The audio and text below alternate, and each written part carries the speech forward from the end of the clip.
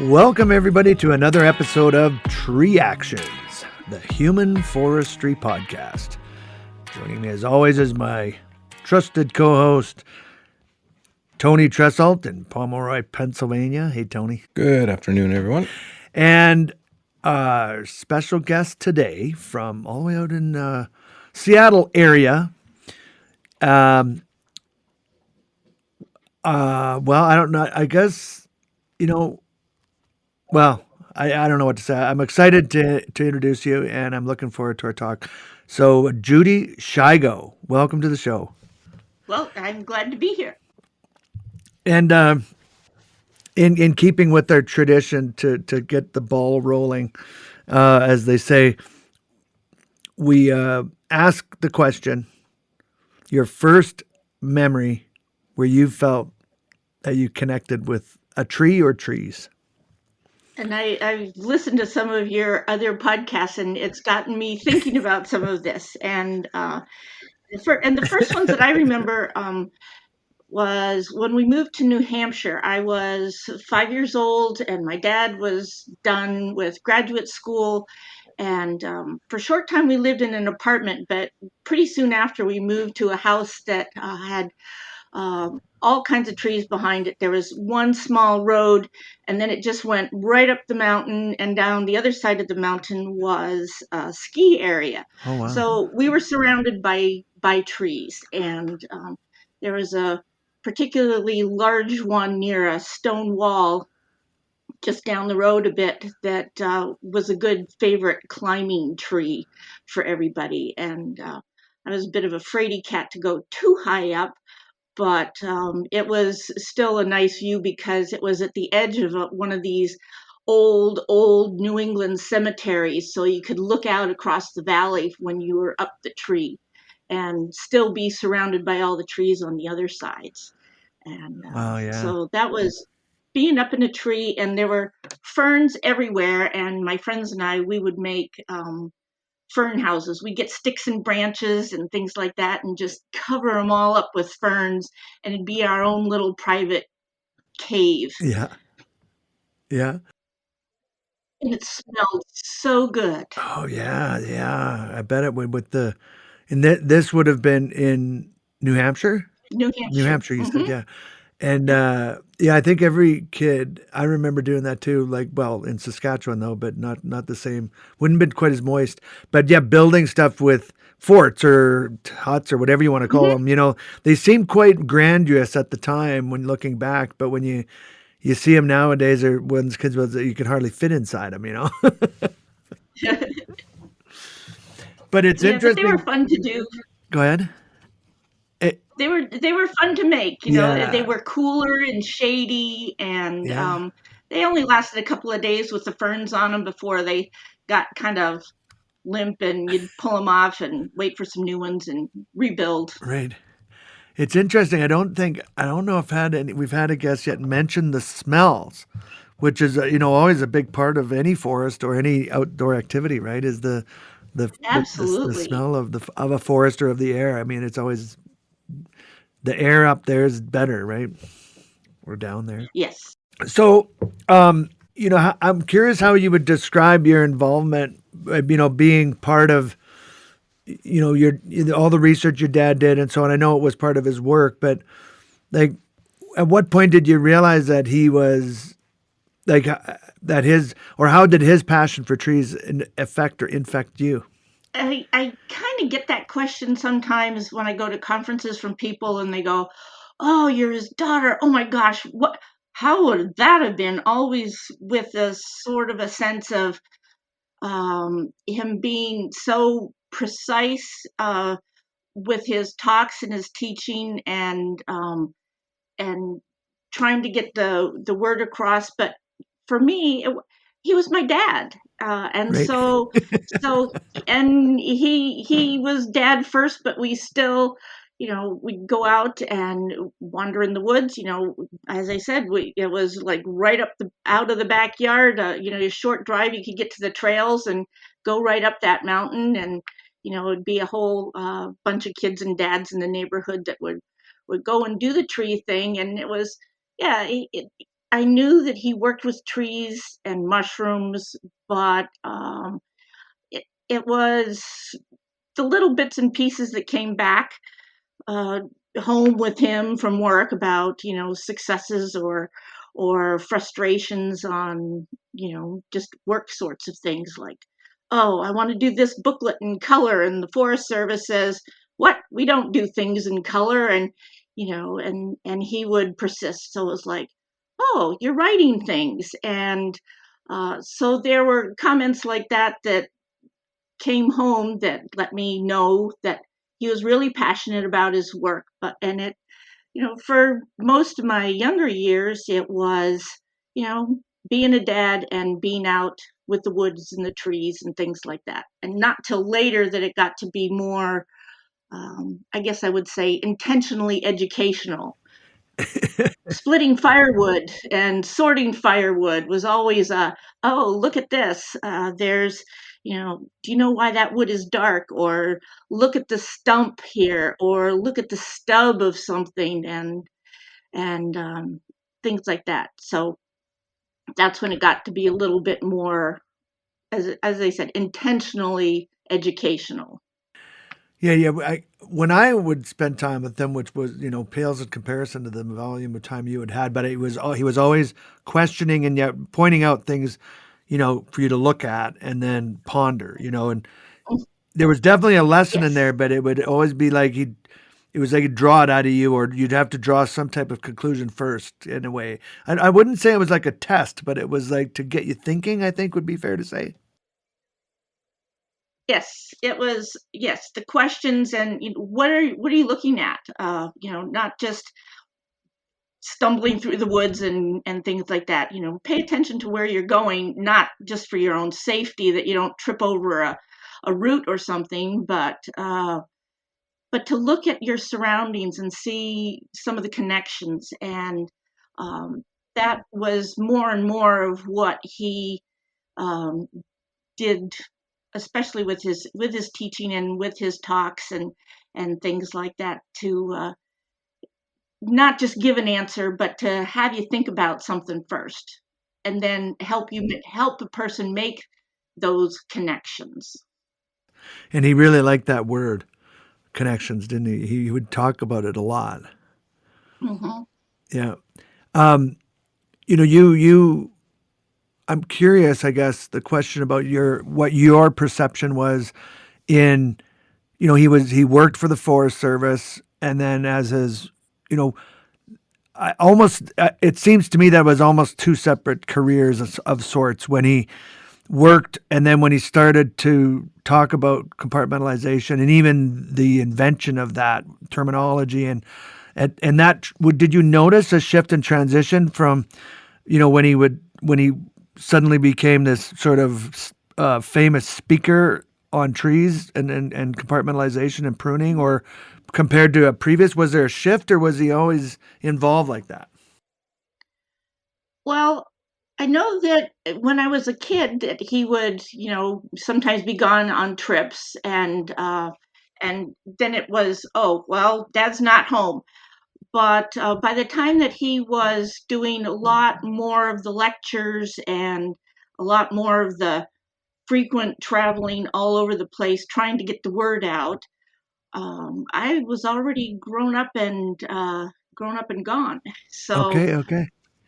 so we heard about it, and we visited, and things like that. But the the more frequent things were pretty much about the time that he was considering retiring from the Forest Service. He had these books in mind, and he talked about them, but when you work for the Forest Service, whatever you write, that's Uncle Sam's, and not Right, his, which was something that he wanted to do his way. He'd had enough battles with trying to get right. some of his publications, like A Tree Hurts Too. That was the one that I remember, that huge push to get it to be a color publication, which just was not happening back in those days. They just, everything was black and white, and it was supposed to look very technical, but he wanted to get the story, his message, the research out to people who were not reading the technical journals and the federal publications and things like Mm. that. There were those sorts of things were mostly for researchers and not for the people who were so much out in people's yards or in neighborhoods or parks or anything like that, city trees and things. So that's kind of what the shift was, but I wasn't around to see it on a daily basis by then. I don't did that book get? I don't recall. I don't think I have that one. Trees Hurt Too book. Is that A tree available? hurts too. A tree hurts too. I don't know if I've got a copy. I can find an old one for you. Publication. It's beautiful. It's beautiful. He hooked up with an amazing watercolor artist to do all of the pictures in there, and that's where he started showing some pruning and compartmentalization. And Coded, the book, came out after that, which was also in color. And Wow. so those were big deal things for him to push through with the Forest Service. Oh, so were publications of the Forest Yes, Service, yes, and so yes. they're therefore not in print any longer. So if you're lucky enough Right. to have They're one, you public better. domain now.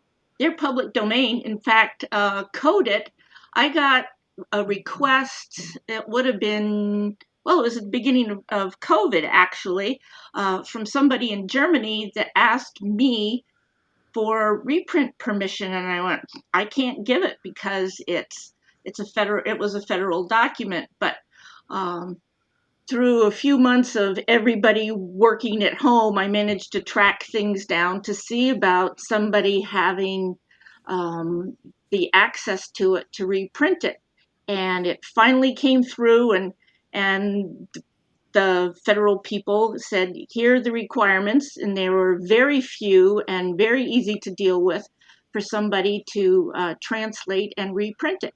And by golly, they did. So, Wow.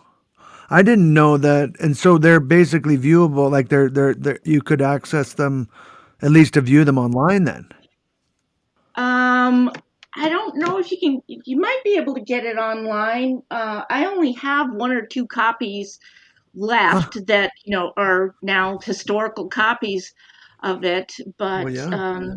anyway, they're beautiful books just because of the pictures. But when you have cool pictures and people go, "Wow, that's the way it looks on the inside of a tree," and whether they're drawings or whether they're photographs, Yeah. it's more catching the for people just to want to see it. Whether you're a professional researcher or, as he was trying to do, was to get the word out to those who are working with the trees that don't have the PhDs that are reading his other articles and things.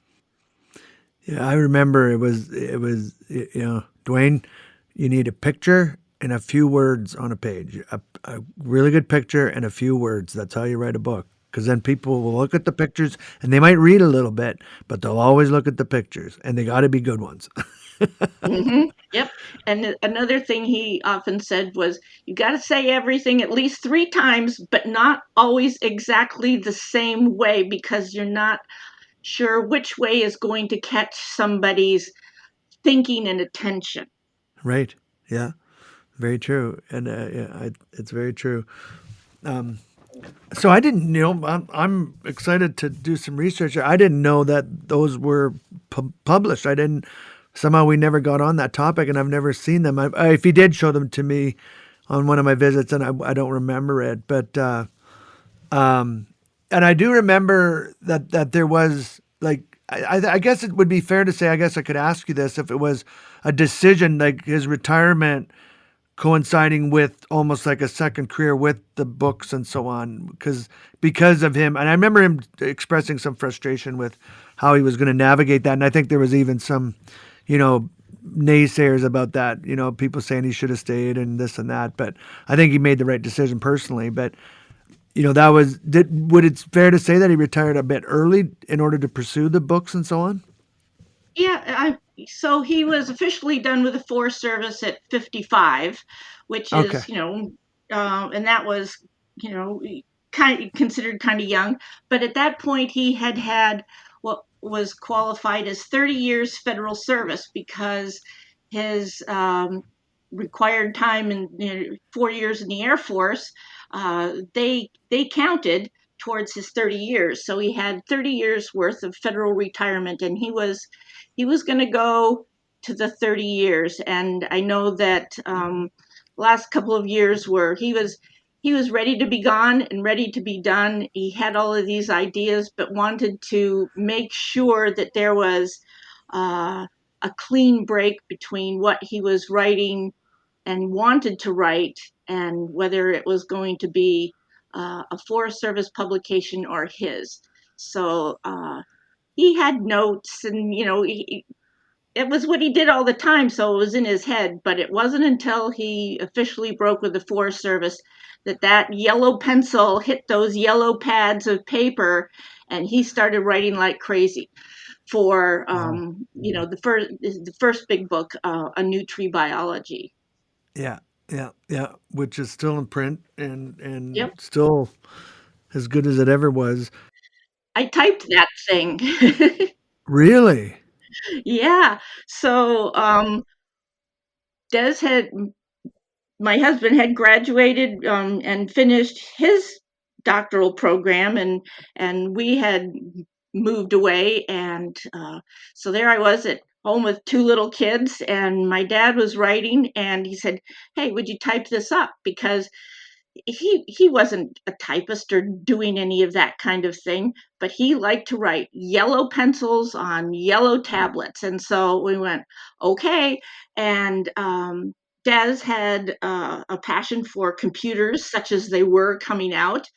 And I said, he was a grad student. We couldn't afford one, but at the time when he got his first real job, got a K Pro portable computer that had a 3x5 ochre screen.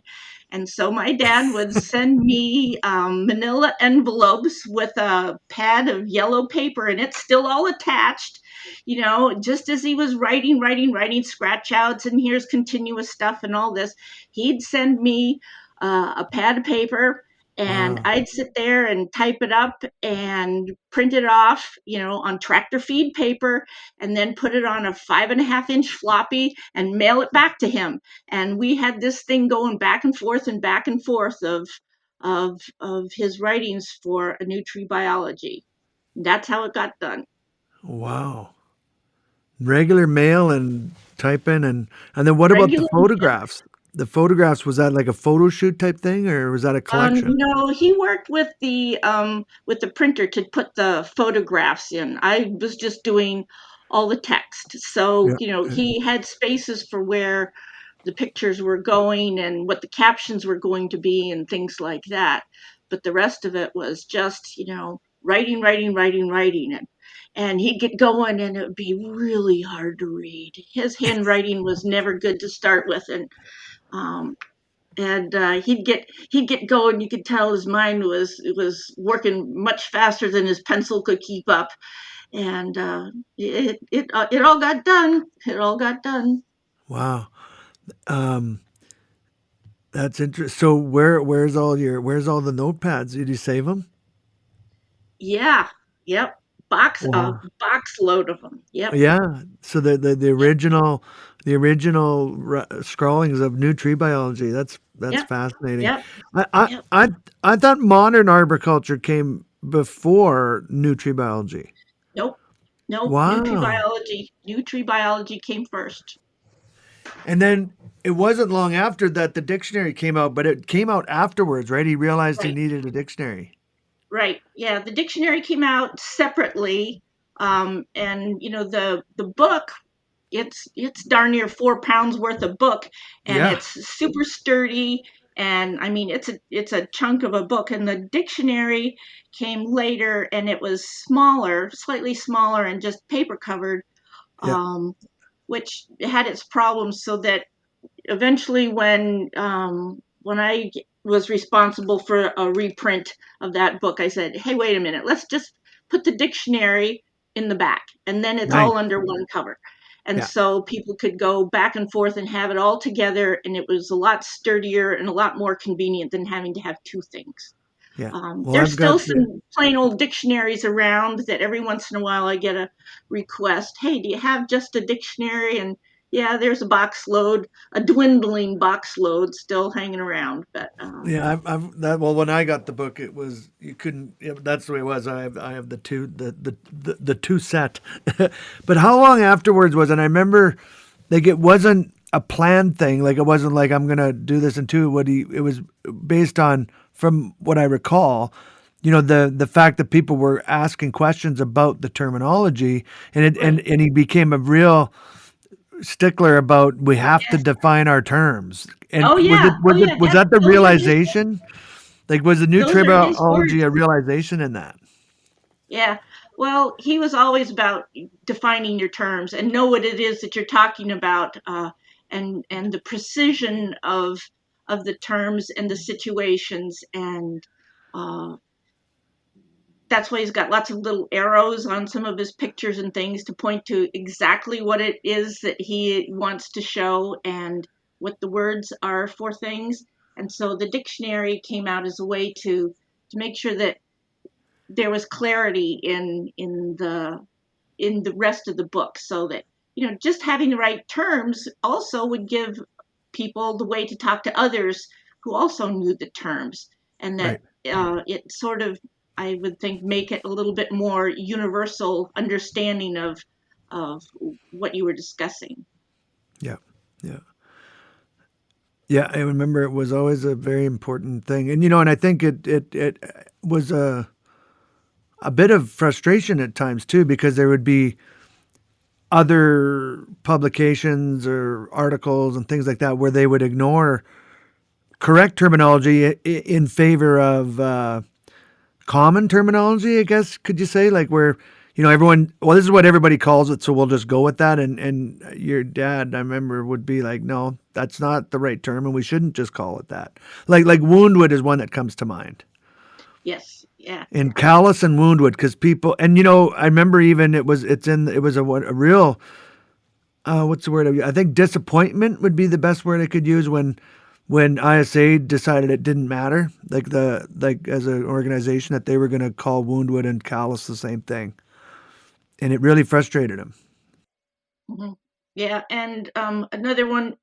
I'm not the anatomist or botanist that he is, but one of the other frustrations was that the darker colored wood was often referred to as heartwood, no matter what, Right. and or discoloration, and I remember his frustration that they're not all the same thing, and it depends on the kind of tree and lots of other factors, but people just sort of wanted to lump them all under one term, and no, no, no, no, no, that's not one term. There are different terms for these different characteristics, Yeah. and you need to keep them straight. Yeah, and it really it came down to education, right, and not just, well, a certain amount of training, but also education. And the reason, I named my company, I put both words in my company. Not a few people know this, but it was direct result of my discussions with your father, is why I put training and education in the company name. Because we were talking one time, he said, everyone's got these training companies, but who's doing the educating? Because Hmm. there was another difference in terms, right? And so, and I grasped that, and I purposely, named my company. Had your dad had a major influence in why it was named what it was or is. Hmm. Yes. um, there was another one I recall was trunk flare versus root flare. That was another pet peeve he had, because the flare is trunk tissue, not root tissue, and they're different. There's a transition zone there, and that was another one. And you hear it all the time, root flare, but he said the that's not root. its trunk. Yep. Well, there was a point too where by now people know that he was one of the early people that was cutting trees from top to bottom instead of in all these nice little circle discs, and Right. that when you see what happens, from the bottom or from wherever it is that you decided to make your stump cut to the top, that or whatever sections, that was very different, and he wanted to know what was going on in roots. And I remember one summer he had a whole bunch of graduate students working for him, and their whole job was doing nothing but digging up roots of the cut trees to find out, okay, here it is where we, conveniently made the stump, but now let's see from there to the ground, and for as much as we can get below the ground, what's going on, and follow it through the larger roots as well. Right. And I'm not sure those students really knew quite what they were getting into. I don't know, but I remember it was a lot of grunt labor that summer, and some interesting stories from just going out in the woods with pickaxes and shovels and all kinds of things like that to bring back a bunch of stumps. And then dissect them or cut them Yep, up, and yeah, yep. longitudinally. Um, I was talking to somebody recently, wow, not that long ago, about your dad and the cutting, and they didn't believe me at first that he did a lot of his own dissections, and I said, man, he cut Oh, he did. most of them himself. Yeah, he did. Yeah. He did. Yep. So like And he ran chainsaw a lot, like a lot.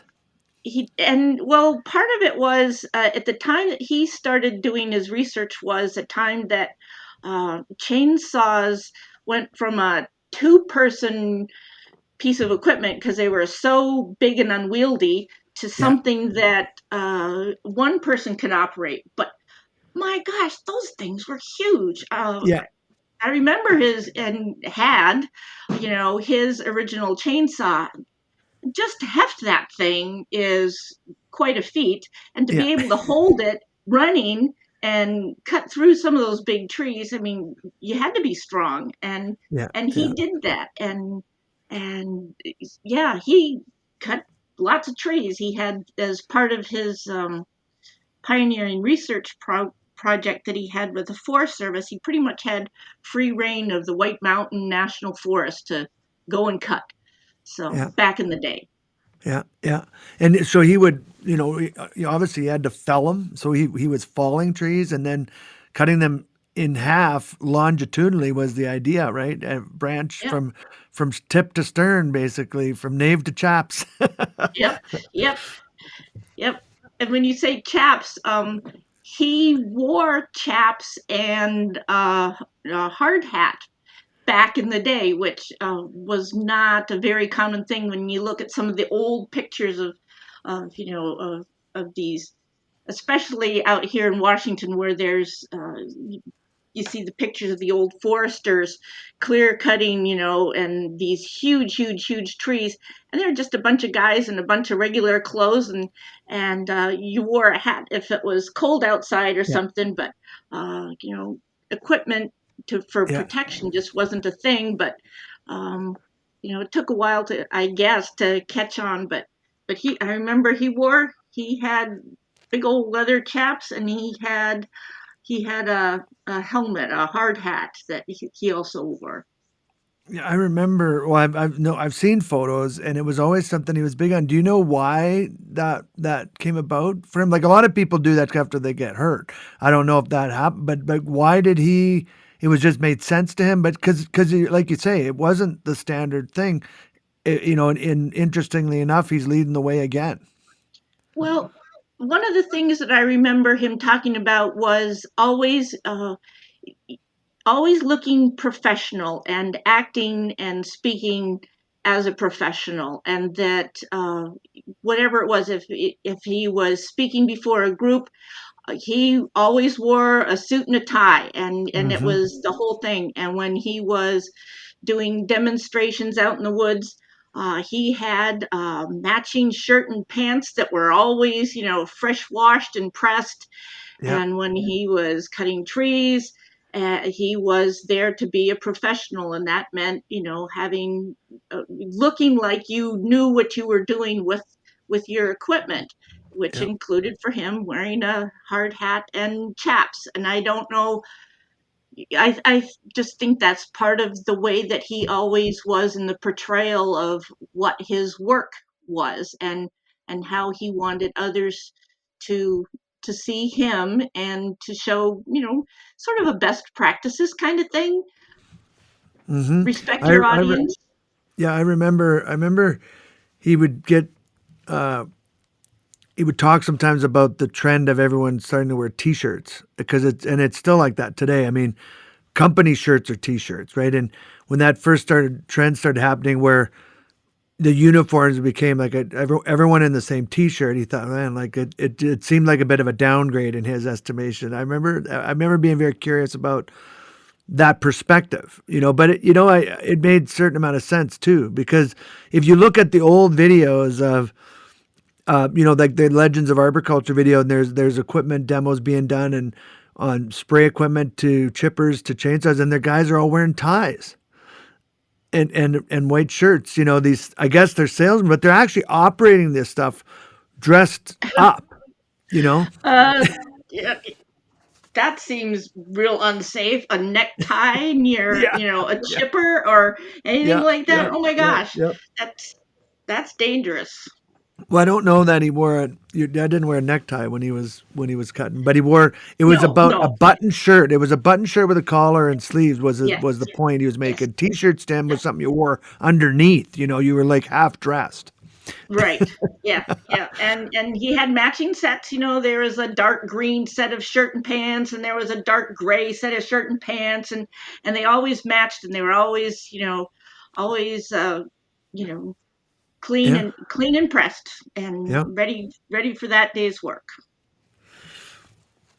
I don't know, Tony. When you do you recall a shift in that as far as tree companies go with the tire and like a dress code of sorts? Like if you go back even to when your dad worked at Bartlett, was there more of a shirt with a collar and buttons versus a t-shirt? I think that's my dad was of that generation, but then like he wasn't really doing production work, so he was always pretty nicely dressed. But then he was like a representative. But I think most of the guys I would have known or been experienced to were the hippies out of the '70s that were working trees, so they were all about t-shirts. They I've, were I've lucky they had always been shirts on fascinated by half it the time. because Don Blair will get talking about it too. As far as what it was like when he talks about his dad and back in the day, the dress was a big thing, and I think it still is. It's just the style is maybe what's changed, right? But uniforms are having everyone look the same and clean. There's something about that lends itself to professionalism. That it's just I guess you shouldn't judge a book by its cover, but at the same time, if you show up looking clean and dressed the same in a uniform type of thing, it sends a different message to your customers or whoever you're talking to.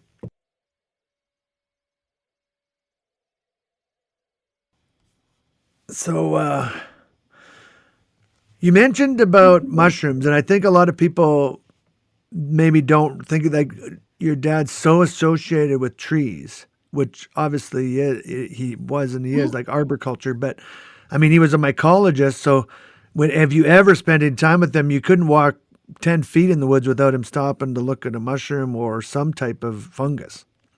Yep. And I remember one time he quipped that it's arguable that trees are just the woody extension of fungus. Huh. I haven't heard that one, but hmm, that's Because they're all interesting. because of the connections underground that's so Yes. vital to trees, and the fungus are such associates with trees that and as I said, it was a quip, but that trees are the woody extension of fungus. How did you experience that? As far as would he talk as much about and teach you guys about fungus as much as trees?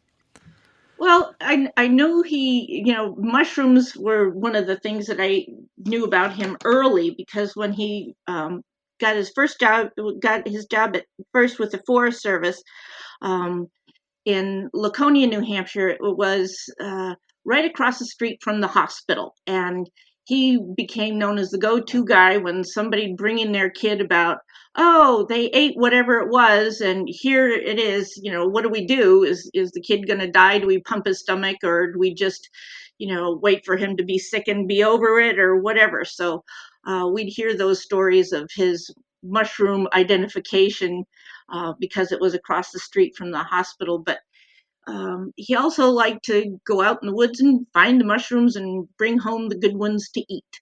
So, but he would never do it for others. He didn't want people to misidentify. He'd do it for himself, but he wasn't going to try and teach just the neighborhood folks about, oh, go out and find this kind of a mushroom.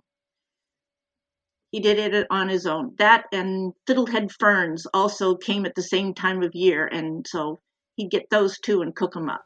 Okay, okay. Yeah, I didn't know that. I had never gathered or collected mushrooms to eat with them ever before. I didn't know. And, But it's he also you find. dried them. he Okay. he would make he would collect mushrooms and be able to dry them so that they somehow kept their color and their shape and they didn't look like something that you'd buy at the grocery store to make your own rehydrated dried mushroom soup or something. But he managed to dry them, and he used to make all of these little still lifes or vignettes or whatever. He'd get a slice of wood, one of these round discs of different sizes, and he'd get mushrooms and little bits of twigs and things like that, and he'd use pins or little bits of metal and make like a little scene with them. Mm. And there were just bunches of those all around the house all the time for a while. Different sizes and shapes of all of these, and some of them lasted a long time. But when we finally, packed up everything after he died, they were still turning up. But by that point, if you touched them, they just sort of disintegrated into dust. But Right. they lasted quite a while, and they were quite pretty, especially when they were new and freshly dried. I think it's another side to him that he. I think it would be fair to say that it was an artistic type side because, you know, he shared with me lots of Adobe artwork type lessons that he would create. Involving uh, like they were serious lessons about trees, but in a one page almost poster style format. And he would, I mean, he would just he did so many of them when we would go on one of our little trips over there, and there'd be a few of us. He would literally hand us all stacks of CDs with full of these color images with words or sayings and an explanation. That and he'd always just say, "Don't sell them. Just use them to teach. Do whatever you want. Just don't sell them. That's all I ask." And Mhm. I still have lots of that stuff, but I don't have anything to play them on now because they're Yeah. all on Yeah, I CD. know.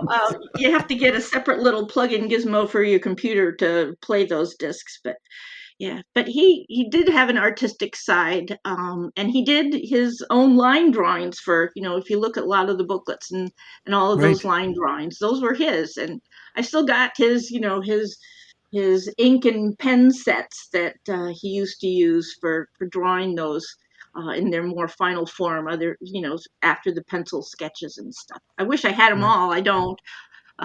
But yeah, he was very precise in drawing all of those things. Interesting. And then and same with music, right? Like because he was I mean obviously he worked a lot, but he seemed to always balance out his work with a certain amount of socialization and recreation. I don't know that he could classify him as a workaholic. He had a pretty good sense of balance with that. It appeared to me. Well, he ever since I was a kid, he used to talk about didn't matter. He said if I was independently wealthy, I'd still be doing the same thing because I just absolutely love it.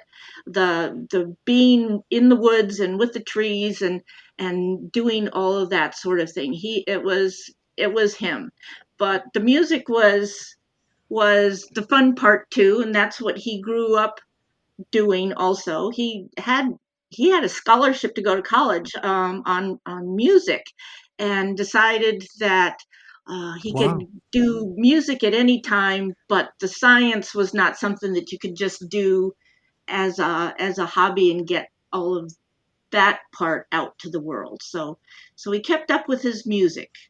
Um, Used to be some wild and crazy parties at our house. He had friends that would come from far and wide that would come and set up, and he'd invite all the neighbors, and there'd be music all night long. Yeah, and it was a clarinet that he played, correct?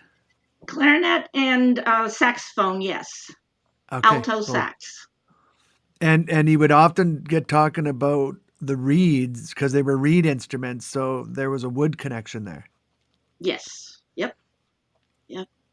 And and then do you recall when he did his work with Stradivarius and or had he already been doing musician type work or woodwork with music organizations or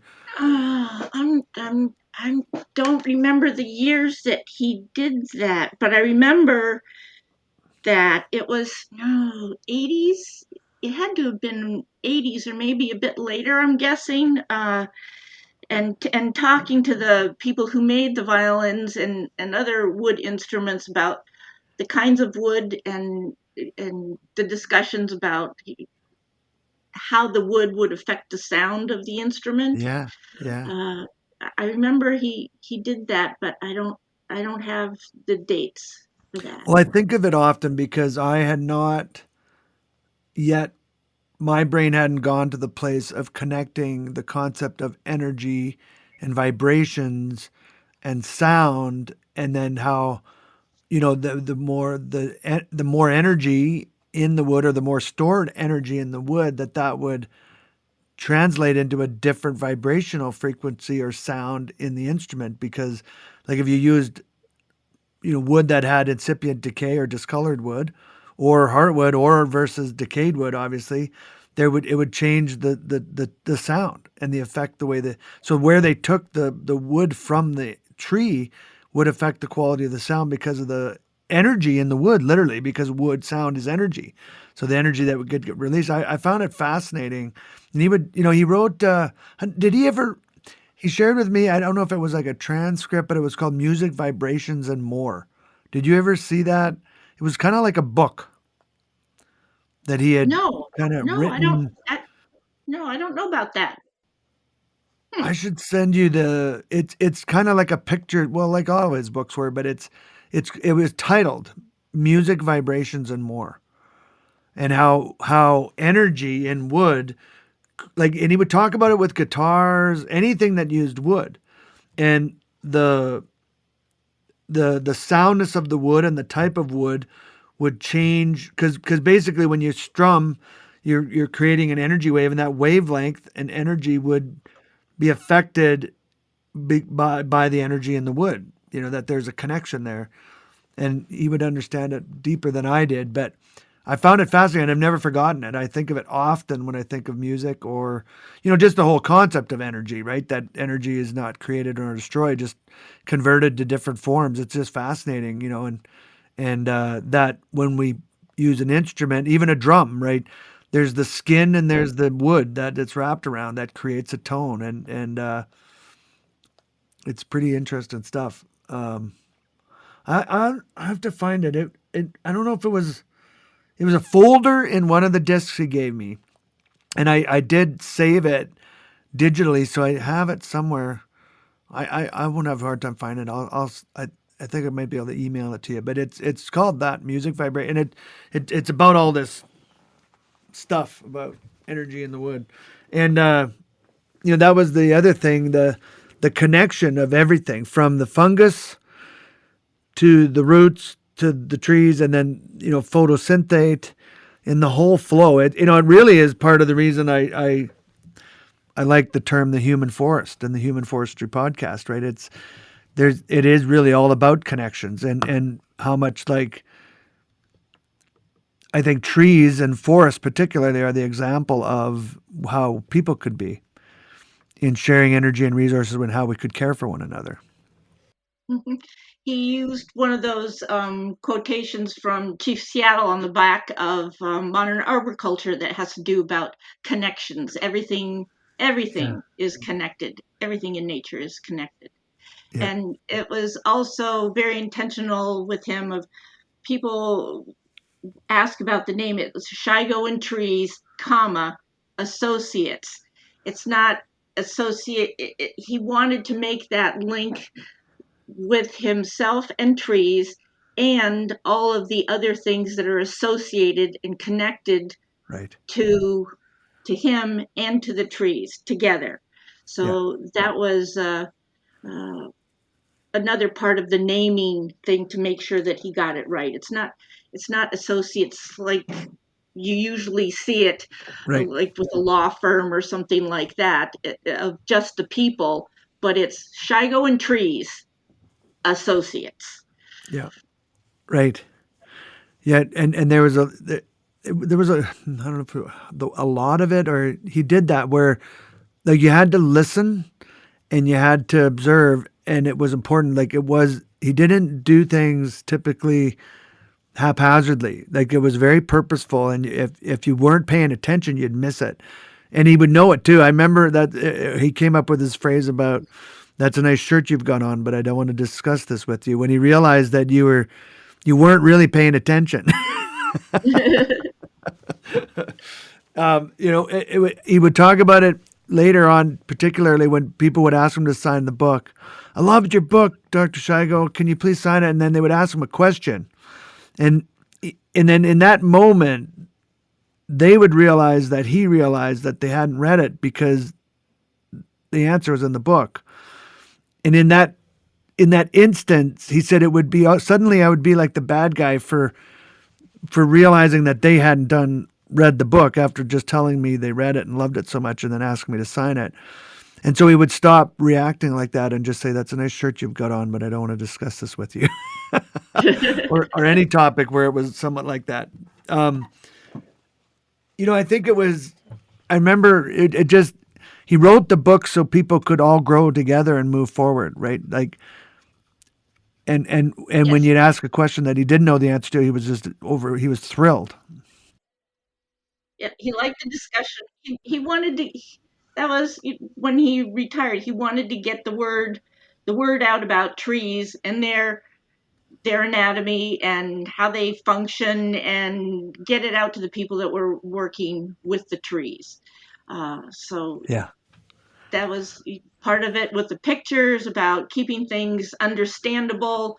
And so, but he ran the gamut with his publications. There's some booklets that are just so basic that if you're somebody that's, oh yeah, I just bought a house and it's got a tree on it, what do I do now? Uh, how to just do the basics to keep it as healthy as you can with some rudimentary diagrams and instructions. And it was, there's red and green, stop and go, happy and sad, smiling face. And if you don't get it from the drawings, then there was, some basic text to go with it. And that's one of the Mm-hmm. very simplest of his pamphlets. Then it goes all the way up through the books that are quite technical and, full of all of the research and terms for those that want to move on to those levels of understanding. Mm-hmm. There's something for Yeah. everybody in his publications.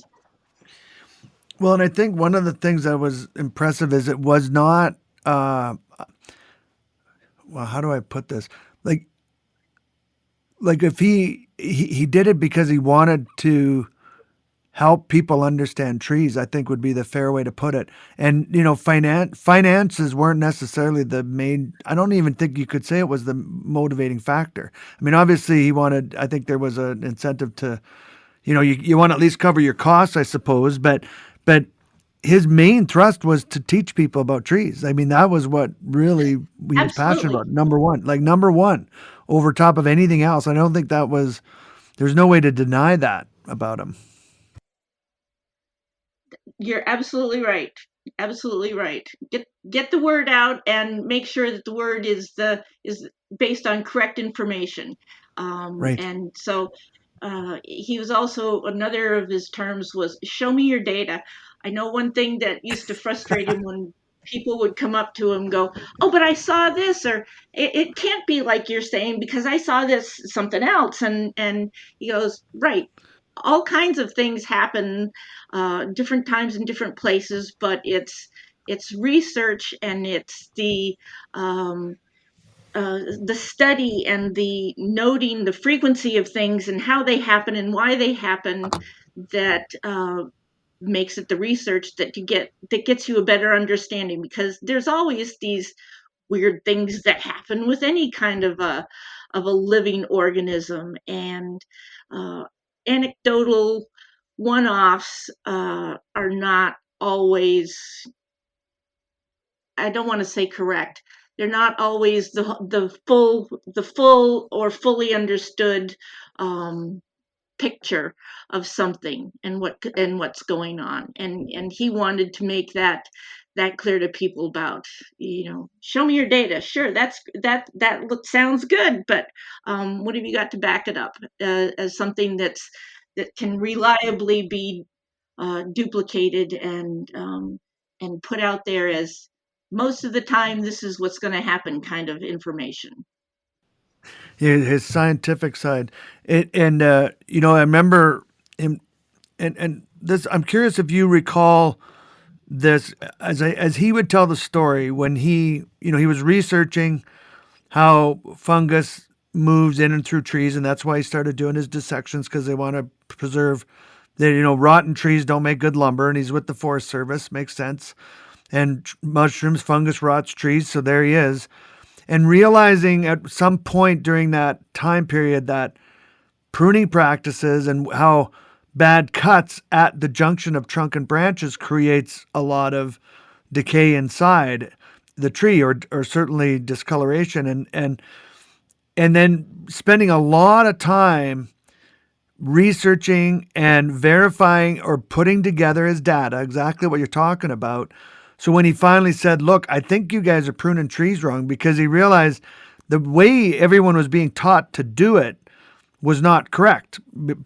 At the time, it was really flush cutting that had been done for a long time, because the trees would close quicker, so it looked like they were healing faster, but they weren't doing that at all. And he kind of blew the lid off that.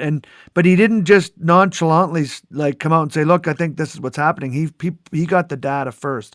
Did he ever talk about that, or do you recall that process? And Oh, I wish I did, but I remember the stories after the fact. Just as you're recounting that, look at it lots of different ways, and all you have to do is go through the books and his pictures to show that it's oh wow, if you do it this way, look at what happens later. And it can be in a short amount of time or even years later of how it affects the tree. And that's one of the things about cutting the trees from top to bottom rather than just nice neat little discs, that you can see how far it actually goes, and it sticks with the tree. You can't yeah, make the wound or the cut and think it's just going to be right there. The tree carries through with it to a yeah, much greater extent than people, I think, had really thought about and realized until they were, as you said, if you want to make lumber out of it, you need to know it, and to look at the outside of the tree. That was something he always pointed out. You could see up, there's, see that crack, or see where something's ripped off, and know that it's gone further than just that location where the damage occurred. hmm Tony, you would have, your dad would have lived through that transition. I would think of where, and I wonder if do you remember that? Like, it's been said many times that never before has such a long-standing tradition been so quickly abandoned as the painting of pruning cuts. And Tony, do you recall? And was it always associated with Shigo? And when did you recall that kind of coming on scene for you? I really don't have much recollection of that. I don't think I would have been that attuned to the details at that age. I mean, I can remember watching the guys work, and like no one ever had to explain to me what that extra clip for is on the outside of your handsaw scabbard. I mean, I kind of knew what that was, but I don't really remember the transition. I don't remember. I think it happened so suddenly that it just, I don't want to say it, it just happened, and at that point my dad was working for Bartlett, which was fairly, advanced for its time in the industry. Is still to this day, but it was always a little bit ahead of the Yeah. curve. So I really don't have any It recollection was the of it. same for me. I don't recall specifically, but I definitely knew people that lived through that transition, and it was interesting. I think I always associate, or it's been explained to me, and that it was what kind of created him. It brought him he became known as the champion of the working arborist as a result, because it saved such a nasty activity and made it scientifically okay. But he really was about connecting with the working arborists, because they were the ones really touching the trees. It was never by accident that he did that, I think. That's right. I've heard enough stories from some of the people who used to be doing the tree work, and hearing them say that, oh, any reason to have to get rid of that little paint bucket and brush that wrecked your clothes and your shoes and was always such a pain to have to transport and everything else, that was like, oh, it made them wake up and pay attention to, oh, we've been doing this all wrong, and it was sort of a wake up call to a lot of folks about, well, what else have we been told that may not be a best practice either? Yeah, yeah, yeah, yeah. Well, and the cavity repair and cavity cleaning and draining, all that. Or filling it up with concrete or bricks or something like that to try and hold the tree together. Yeah, yeah, yeah. And it was really commonly done. I also remember, my one of my first the first time I really talked, well, the first time I ever did talk to him, I was already in the industry, and I basically all I ever heard was stories. He was this famous person, and I knew people that had gone to some of his workshops, and then I worked for a company where the guy thought he was, wasn't all that and didn't agree with it. So I was hearing very opposing views of things. And then there was the topic of fertilization, how he didn't believe in fertilization. Like I heard things that people said, Shigo says, that they didn't agree with. And, I just took them as, well, they must be true. And I'd gone to my first TCI, and he was the keynote speaker. And I'd never heard him speak before. I never met him. And there was several things that he specifically wanted to make a point to address in this talk. And it was about what people were saying. And they were all things I had heard. And I was just absolutely, I don't know, humbled, I guess. It was like, well, I thought you thought that. I was told you believed that. And he said, I never said this. And I never said that. And I've never said this. So I want to make it clear today. And I was thinking, holy crap, those are all things that I've heard. And I went up to him on the trade show floor, and I found him walking around, and I just said, you don't know me. I told him my name. I said, my name's Dwayne, and I want to apologize to you. I said, I owe you an apology. And he looked at me and said, I don't even know you. How could you owe me an apology? And I said, well, I was one of those guys that thought these things about you, and I realized I had no reason to know or even think it, because I never asked you. I'd never heard you say it. I just heard other people say you said it. And I said it was a real awakening to me, and I really appreciate the education, and thanks. And we were friends ever since. We sat and talked for probably an hour, and it was funny. Nobody wanted to come bug us because everyone thought we knew each other. And I had never met him before. That was our first meeting. Well, But that your dad was like that. He was so approachable. And if you sat and gave him any time at all, you'd all of a sudden be 2 hours into a conversation before you knew what happened. well, I know that I've heard comments from so many people that go, oh, when you talk to him, you've got his full attention, that he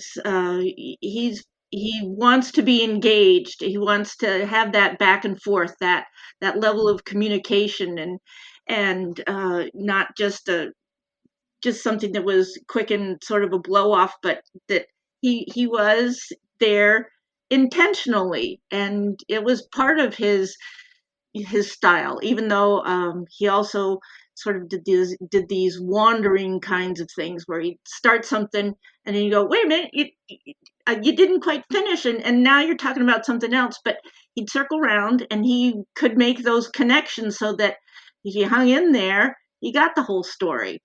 Uh, but it wasn't always a straight line.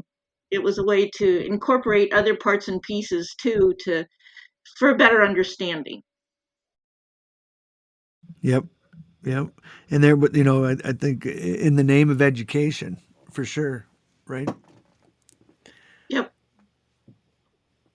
Yeah, I definitely feel very fortunate that I was able to get to know him. My most precious memory was, he would have these symposiums, and there was one where he had, and everybody gathered, and I wasn't able to get there. I had to. I was training somewhere, and I said I can only arrive on the Friday, and it was ending on the Friday, and he said that's okay, just come anyway, and you and I can hang out, and so I stayed for, I think I got there Thursday night, and I didn't stay at the house, but I was there every day. I spent 3 or 4 days. I think I flew back on a Tuesday, but I spent several days with just him and your mom, and every lunch, and we were out at the cabin, and we got sent back to get vegetables for one meal, and we had and mowing the lawn. I mowed the lawn for him, actually. Oh, you're He another gathered person who vegetables, and mowed I the mowed. lawn for him. How about that? I didn't know that. And I mowed the grass, and he picked carrots, and when he also had to gather up laundry, he had to do a load of laundry because they were at the lake house, and your mom sent him with a load of laundry. And then when we got back, I thought it was so hilarious because she gave him heck because he hadn't washed his hands when he emptied the dryer, and he had dirt on him from picking carrots.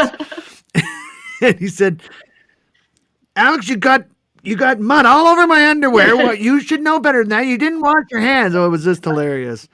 But I feel really fortunate to have had time like that with them. Interacting, but it was always around. We always end up talking tree stuff, of course, but it was always that time for meals and good food and visiting. And it was always a blend and a real. And the other thing was boundaries. And I don't know if this is something you Oh, experienced growing up, but oh. it was like you can come at 6, and then we'll do this, and then it would be lunch would be over, and he'd say, okay, you have to leave now. I'm having a nap. I'll see you tomorrow at 6. And it was like, okay, now it's time. There wasn't, and it wasn't offensive. It was just, this is what, and if you were late too, he didn't like you being late, that he would let you know. Yeah, yeah, I know. You've probably heard the story about one of his presentations, and somebody was not keeping track of all of the time schedules when he was talking. Have you heard that one? No, you go on, you tell He us. was a speaker at some conference, and I don't remember the date or which one it was, but everybody had a time slot for their presentation, and somebody ran long, and so the next guy started late and ran long and ran right through pretty much his time. And so he got up and said who he was and what his talk was, and goes up, looked at his watch. Sorry, my session has ended. We're keeping this thing on time, and he left. And everybody went, oh my, how can you do that? Here's the person that people came to hear. And he came up and he left, and he goes, I was ready for my time, and I was prepared to fill my time, and I am not going to run into somebody else's time. I did all that I could in my time slot. And Yeah.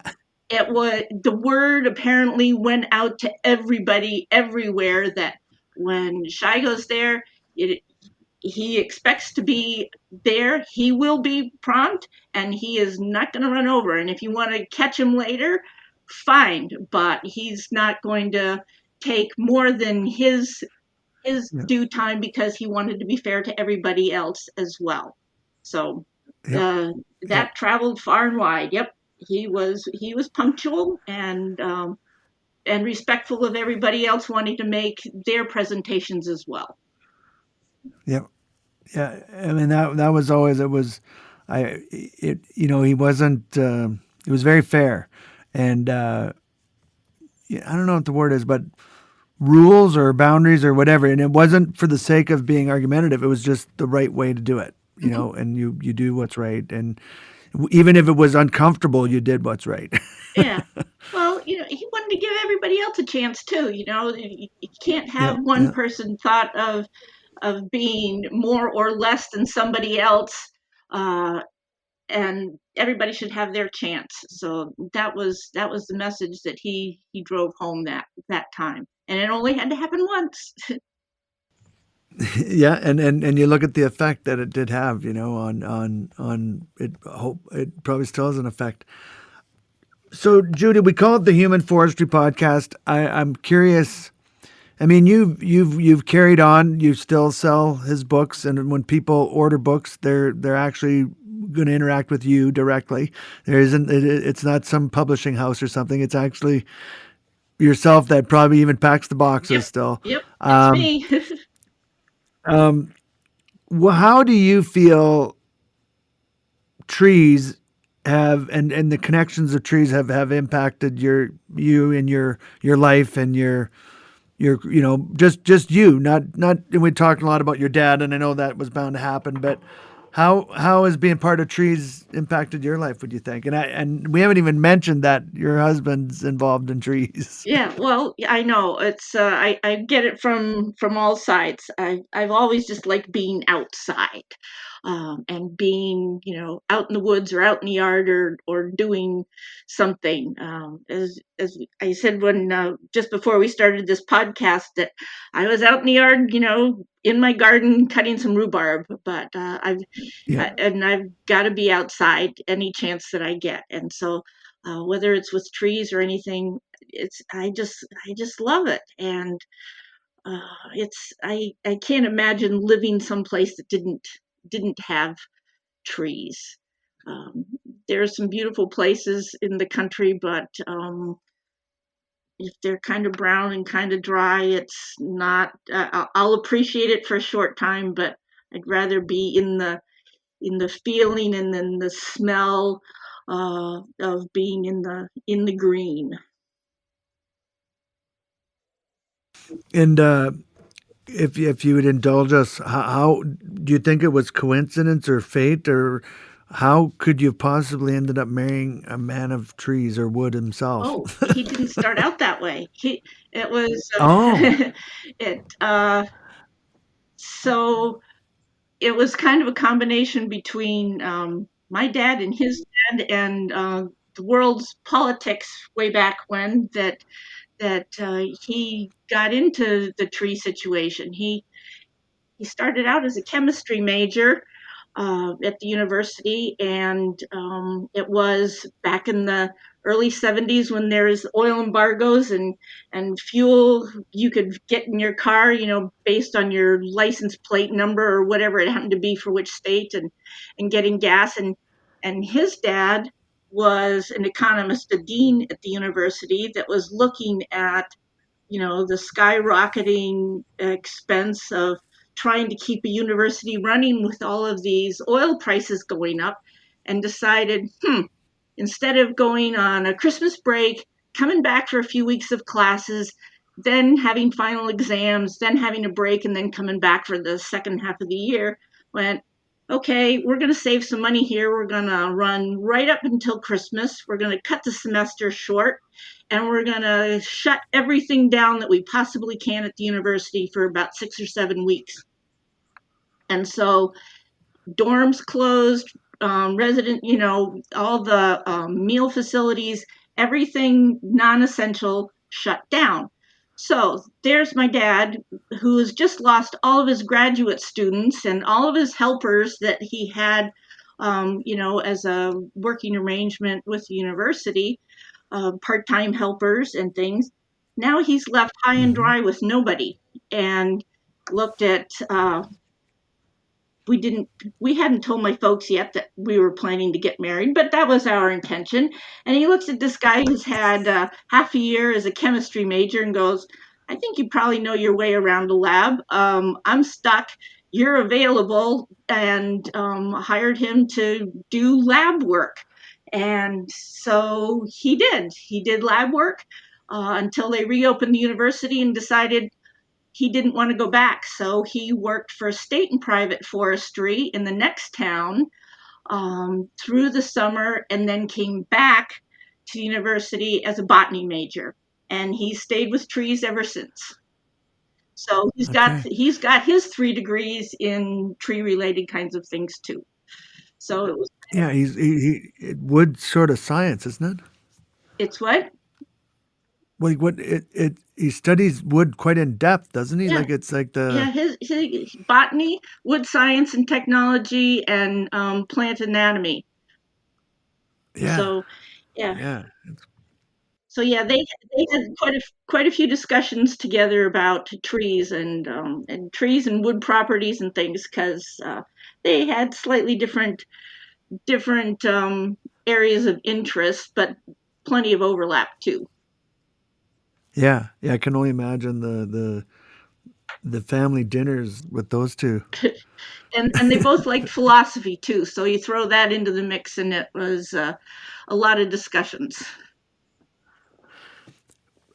Well, one last thing before we sign off and let you go, and really appreciate your time, is the Pithy Points book. And a lot of people, like I'm a big fan of it. And I've given, I don't know how many away. I've bought lots. What what's the how did that? Because it's probably one of his most unique books. Or speaking of philosophy, Yes. what how did what did he? What's your thoughts on Pithy Points or the? It's a fun book. It's one of those things I think is underrated, um, because it doesn't come across as a very technical book. It's got its educational parts, but it also has some philosophy in there, and it has some things Yeah, that are just plain silly and fun, and a different way to look at just some humor in there too. So yeah, it's one of those things that you can pick up and read a pithy point or two or whatever, and it gives you something to think about for a while, whether it's on trees and their care, or whether it's a philosophical question or a different way of looking at part of everyday life. So yep. I agree. We often use them at programs. In fact, Tony, do you have your copy there by any chance? I knew you would. So, do you have a favorite one, Judy? do I have a favorite? I don't know that I have a favorite. I do like picking it up though, and coming across just something about another aha moment kind of a thing. There are a few favorites that have become T-shirts when we were talking about T-shirts earlier. Um, Right. Yeah. Yeah. uh, People chuckle at some of them. One of them that's a T-shirt is the "Trees Make Love Quietly." That always Yeah. gets people, gives them a smile on their face. Um, It gets you thinking. yeah, Yeah. Yeah. uh, I know my. Yeah, and I don't know if you. I think I've told you this before, but you mean if I remember, you didn't remember. But he told me one time that he intended the book to be read in reverse. and He wrote yeah, it you back told me like that, and I don't, and I hadn't ever heard that other than from you. So it's kind of like an because if you look at the very last one, it's ignorance of tree biology is the major problem of trees worldwide. That was his main point, and it's the last one. ignorance of, yes, and it's highlighted, has been, ignorance Yep, of tree biology has been and still is the major cause yep, of tree problems worldwide. yep, and that's number one. And so uh, he just quipped and laughingly told me that he said, I always wrote he said it's supposed to be read backwards. Well, and then when you go to the first one, it kind of makes sense. The more you learn about what you are seeking, the better the chances are that you will find it. Yeah, So it kind of does go make sense. it's interesting, and I've I when I first asked you that, I just assumed you would say, "Oh yeah, he said that lots of times," and I'm thinking, man, maybe I don't remember it correctly, but I have a pretty good memory, and especially for weird, quirky things like that, and anyways, maybe I'm just making a false legend, but I'm pretty sure, and I because it was odd, and it struck me that and I said, okay, well, I'll read it backwards then. Yeah, well, but there's no sequence really to what's No, in it it doesn't really because matter. as I No. said, it bounces all over from the humorous to the Yeah. educational to the Yeah. philosophical. But It does. it's interesting that at the end of the book, though, he does. So you get to the last one, that one about ignorance in tree biology, but right below it, unnumbered, is Yeah. to survive, keep your message simple and repeat it. And then, lo and Yeah. behold, the very next page, there it is, large and in charge as the final, actual page of the book. So it Yeah. was simple and it was repeated right there, right next to it. So, Yeah. Yeah. And if anyone listening, if you haven't got it, because like Judy, would you say it's like a more obscure book of his that a lot of people don't know about, or well, because it's not big and it's not technical, I think they probably don't know as much about it. But it's still, it's got the beautiful pictures on one Yep. side that are more technical, and then the text is on the other side. Um, Most of the one, I mean, people do buy them, individually, but it's one of those things that I get requests usually around holiday times where people go, okay, this is my gift, my holiday gift to my Yeah. crew. Can you send me, this many bunches of them? So that and 100 Tree Myths are the two that are popular for gifting or giveaways kinds of things. Something that Mm, people can read yeah. that's short and understandable without getting into a whole lot of technical kinds of things. So and the cover of it is kind of cool too, with a star that's the center of the tree. You have to look and Yeah. you'll find something special inside just about everything or everybody. Absolutely. Especially if you take the time, like point one, Hmm. Yep. to look, and you'll find. Seeking ye shall find is kind of what it's saying. Yeah. Yep. Well, Tony, do you have any closing comments or questions? No, I just wanted to thank you for coming on. It was awesome to have you on, Judy. Appreciate it sharing your memories and your recollections, and then your viewpoint too as well, which is important and good as well. And just so you know, you may not know Judy, but Tony does have a degree in philosophy. And I don't know how much you got to if you and Shaga had met a little later on, or had a chance, you might have. Who knows what you guys would have got into? I do remember the few times that I'd heard him speak, and he was, like I said, always very good about defining terms and stuff, and I always agreed with it because that's a basic philosophical tenet of discussion, right? You got to define your terms and then the scope of the discussion, and then go from there. And I always appreciated that from a speaker standpoint because there's so many people that he had so much knowledge, he could have just confused you, and you would have just walked out and been like, I can't follow this. It's too much. But he was always very good at defining those terms and then keeping the talk very specific to what he was talking about. And I learned every time. I learned just a ton. Yeah, yeah, me too. Well, my favorite part of these sorts of things, I admit I was apprehensive when you said, "Oh, come and talk," and I'm going, "Well, that's not quite what I usually do." My favorite part is going and listening. So when I attend the conferences, um, it's the stories that people will come up and tell me, "Oh, you're Al Shago's daughter. Have you heard the one about?" And then I get a story about a time that they first heard him speak, or something funny that he said or did, or how they managed to corner him. One of the favorite ways is, "I'll pick you up at the airport," and just to have that one-on-one time, and Mm-hmm. or how he changed their life or their business practices or made them rethink something. Yeah. So everybody that comes up and has one of those stories, that's the favorite part of all of this for me, is hearing more about his significance, or his effect on so many people. And it doesn't always have to just be about the trees. It could be something else too, but that something he said or did stuck with him. That's the cool thing.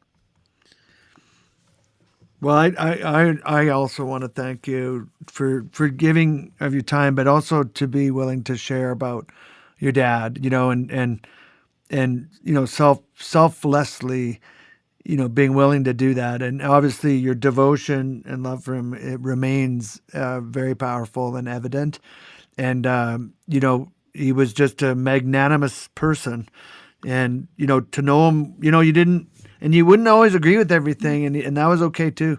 He was just dynamic. And I remember one person calling him evangelistic in his message about trees, and I really think it's a good term, because it wasn't just about, he really cared about trees and people that worked for him. Like, he wanted people to know the best way to do their job, and safety, and all of it. It was all wrapped up in there. And knowing the tree well is how to, if you're caring for it, you got to know remember the doctor and patient analogy. Who would go to a doctor that didn't know the anatomy? Right.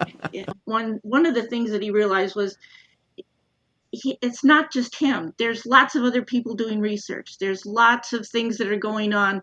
And he wasn't the be all or end all. He was, he wanted to be the start of a whole bunch more research and understanding, Yeah. and getting people to look at things in a different way. Just because he made such a huge impact doesn't mean that it's the one and it's the only way to do things. He, wanted to inspire people to try and do more and understand more and better. Yeah. And if he could do that, that that was a big goal. That was a big goal of his. Yeah, it was. And it was, I remember he would be very, because he impacted the industry so powerfully. I think some people just tend to, they think he wanted fame, or he never asked for that. He didn't. I mean, he had it to a certain degree, but that was not what he was after. And I think he really tried to emphasize that. I remember him talking about the Shigometer, and he was like, I had absolutely nothing to do with the naming of it. Like, he wouldn't have called it that. He didn't care it was called that. He wasn't about me. It wasn't touch me. It was touch trees, you know? And that was a very important to him. And if you didn't know him because he was, I guess, famous of sorts, you wouldn't necessarily know that about him. Well, he didn't write the books to make Shigo famous. He wrote the books to teach people about trees. Yeah, and it keeps coming out, in practically every description. Oh, the father of modern arboriculture. I don't know who came up with that, but it wasn't him either. No, that's So right. it was somebody else's perspective, which is Yeah. a nice honorific, but it wasn't something that he came up with either. Yeah, they weren't self-proclaimed. Tony, from a philosophical standpoint, how does that manifest? Like, is there a term for that? Or like when someone is so passionate and devoted in their passion that they become immortalized of sorts or popularized, and then, but it was never their intention. It wasn't them. It was their goal. It was the mission and what they were about, not their own personal gain. Is there how does that occur? Is there a philosophy discussion on that, or a phrase for it or something? Not a specific term that I'm aware of. I think it just happens. People like to give credit or to name things, right? They like to know the source of information. And, philosophy by its nature, literally translated, is the love or the study of knowledge. And I think that when you truly have that, a lot of things get accredited to you, and it's one of my favorite sayings is I say, talent borrows, but genius steals.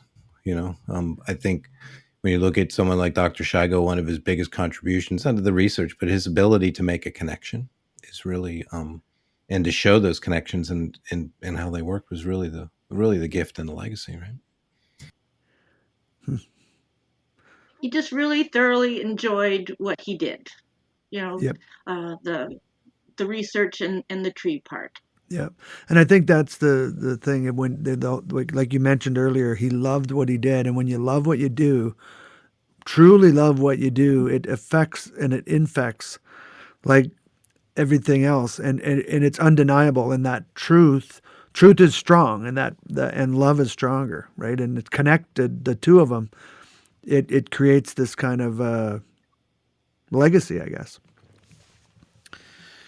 I can. It's a great model, or I admire him, and he's been a mentor of mine and continues to be so, and I really enjoy the fact that I can continue to experience his legacy through you, Judy, and I always have appreciated our chats and conversations, and thanks for being on the show. I'm glad for the invitation. Even though I was apprehensive early on, I am glad to share some of these things, and maybe it'll get somebody else thinking about, oh, hey, I hadn't thought about it that way too, and lead them on an investigation of something else about trees.